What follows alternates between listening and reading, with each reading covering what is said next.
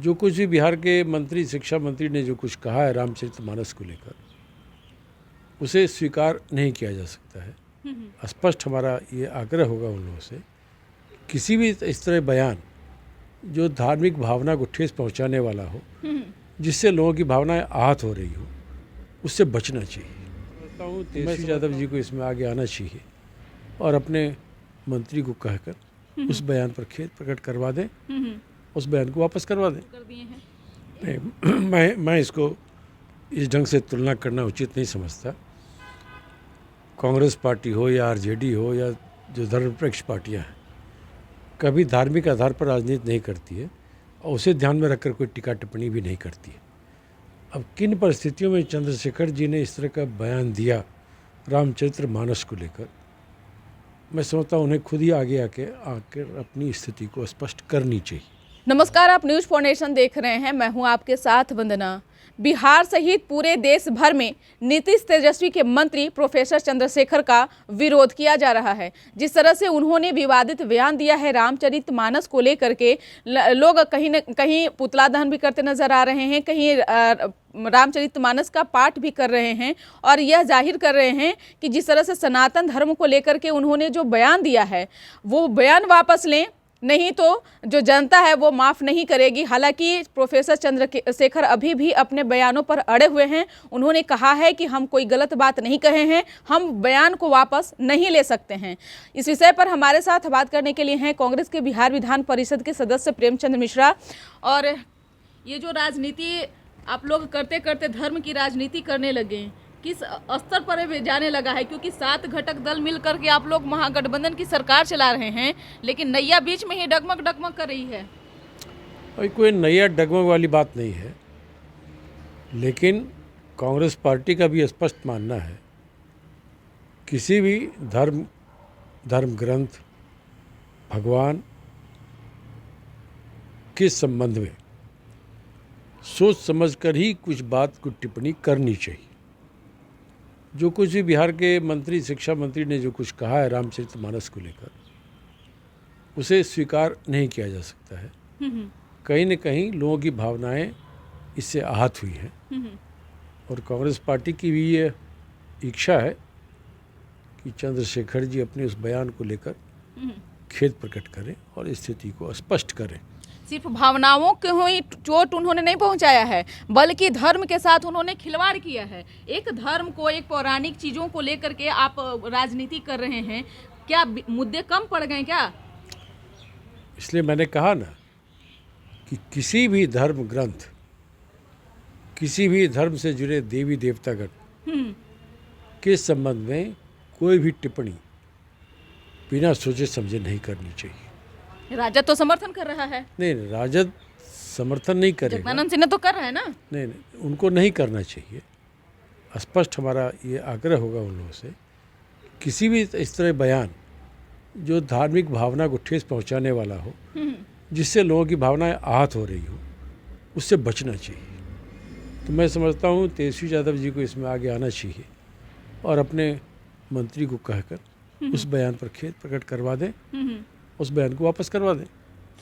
एक सिर्फ प्रोफेसर चंद्रशेखर का ही सवाल नहीं है। जिस तरह से राजद के कई मंत्री हैं, कई विधायक हैं, कई नेता हैं जो इस तरह का बयान दे रहे हैं, आखिरकार तेजस्वी यादव चुप्पी क्यों साधे हुए हैं? क्यों नहीं किसी पे कार्रवाई कर रहे हैं, या फिर क्यों नहीं किसी के अगेंस्ट उन्होंने कोई डिसीजन ले रहे हैं? क्या आखिरकार क्या लग रहा है कि गठबंधन चल पाएगी सरकार?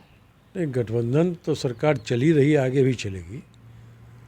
अब किसी कारणवश किन परिस्थितियों के चलते उन्होंने ऐसा बयान दिया, वो आरजेडी का आंतरिक मामला है, लेकिन ऐसे किसी भी विवाद से बचना चाहिए, ऐसा कांग्रेस पार्टी मानती है। लेकिन तेजस्वी यादव किनारे हो गए हैं, वो तो कुछ बोलने को तैयार नहीं है इस विषय पर। नहीं, उचित समय पर जरूर बोलेंगे। और उनके आस लगाए रहते हैं सर, जदयू भी यही आस लगाए बैठी है, क्योंकि ललन सिंह, अशोक चौधरी, उपेंद्र कुशवाहा, जय कुमार सिंह, कई ऐसे नेता हैं जो बगावत पर उतर चुके हैं, लेकिन तेजस्वी के कानों तक जू नहीं रेंग पा रही है। वो मतलब चुप्पी साध लिए हैं, उनका कान तक वो बात नहीं पहुंच पा रही है। नहीं, मेरे ख्याल से इस मामले में उन्हें संज्ञान लेना चाहिए और बात पहुंची ही होगी। डिप्टी चीफ मिनिस्टर हैं, उनकी और भी व्यवस्थाएं होंगी, लेकिन मैं समझता हूं कि ऐसे कोई विवाद जिससे धर्म विशेष की भावनाएं आहत हो रही हों, उस पर तो ध्यान देने की आवश्यकता है। क्या लग रहा है कि 2024 के चुनाव जो होना है वो धर्म के आधार पर ही होना है क्या? क्योंकि जो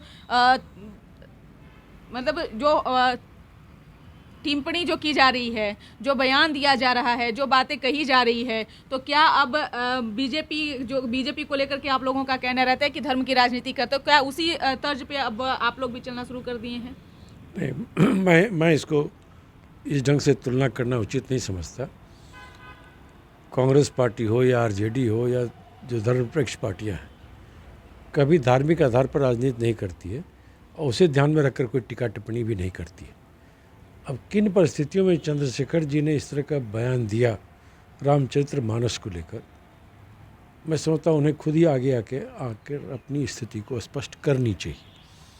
खामखा विवाद बढ़ता जा रहा है, लोगों की भावनाएं इससे आहत हो रही हैं, तो ऐसा कोई काम हम क्यों करें जिससे लोग हमारी तुलना बीजेपी की राजनीति से करने लगे। भारतीय जनता पार्टी तो धार्मिक उन्माद की राजनीति करती है, उसी की राजनीतिक रोटी सेकती है, लेकिन जो कांग्रेस हो या आरजेडी हो या ऐसी पार्टियां हैं, वो कभी भी इस तरह का काम नहीं करती है। तो मैं समझता हूँ कि जो भी परिस्थिति रही हो, इस तरह का बयान देने के पीछे उनकी क्या मंशा थी, वो चंद्रशेखर जी ही आगे आके मामले को स्पष्ट कर सकते हैं। कांग्रेस का अब अगला स्टेप क्या रहेगा? क्या लगता है कि ऐसे लोगों का समर्थन करेगा या फिर ऐसे लोगों पर जो है कुछ न कुछ कांग्रेस का अपना डिसीजन होगा? यह डिसीजन तो आरजेडी को लेना है, क्योंकि उनके पार्टी से जुड़े हुए नेता हैं। अब उन्होंने क्यों इस तरह का बयान दिया और क्या पर्पस था, वो आरजेडी लीडरशिप का काम है कि इस बारे में हस्तक्षेप करे और स्थिति को स्पष्ट करके सामने लाकर लोगों को बताना चाहिए क्या कारण था और क्यों ऐसा हुआ, और आगे से इस तरह की घटनाएं न हो, ये प्रयास सबको मिले। लेकिन महागठबंधन टूट के कगार पर है सर। नहीं, महागठबंधन पर इसका कोई असर नहीं पड़ता है। महागठबंधन का उद्देश्य व्यापक है और हम दूसरे किसी उद्देश्य को लेकर सरकार का गठन किए हैं। अब जिस तरह से आप लोग, आपके सहयोगी दल हो गए, जदयू, नीरज कुमार हो गए, तमाम नेता हो गए, जिस तरह से अब जब अपने ही सहयोगी के खिलाफ कोई कार्रवाई नहीं कर रहा हो और उसके लिए जब ये लोग अपना स्टेप उठा रहे हैं, तो गठबंधन पे असर नहीं पड़ेगा? और आप सीधे तौर पे कह रहे हैं कि कोई असर नहीं पड़ने वाला है। नहीं, गठबंधन पर इसका कोई असर नहीं पड़ेगा। बीजेपी के एजेंट बता रहे हैं आरजेडी को। समय रहते इसका निराकरण कर लिया जाएगा और तेजस्वी यादव जी के संज्ञान में बातें आएंगी तो निश्चित तौर पे इसका समाधान आपको नजर आएगा। बहुत बहुत शुक्रिया। तो आप सुन रहे थे क्या कुछ कहना था कांग्रेस के बिहार विधान परिषद के सदस्य प्रेमचंद्र मिश्रा का। इन्होंने कहा है कि तेजस्वी यादव को शिक्षा मंत्री पर जो है एक्शन लेना चाहिए, कार्रवाई करना चाहिए, क्योंकि ये सिर्फ धर्म की बात नहीं है, बल्कि एक सरकार में हो करके मंत्री इस तरह से बयान देते हैं तो कहीं ना कहीं ये फर्क पड़ता है, असर पड़ता है, जो कि ऐसा नहीं होना चाहिए। और साफ तौर से इन्होंने गठबंधन टूटने को बातों को लेकर कहा कि ऐसा कुछ नहीं है, सब लोग मिलकर के सरकार चला रहे हैं।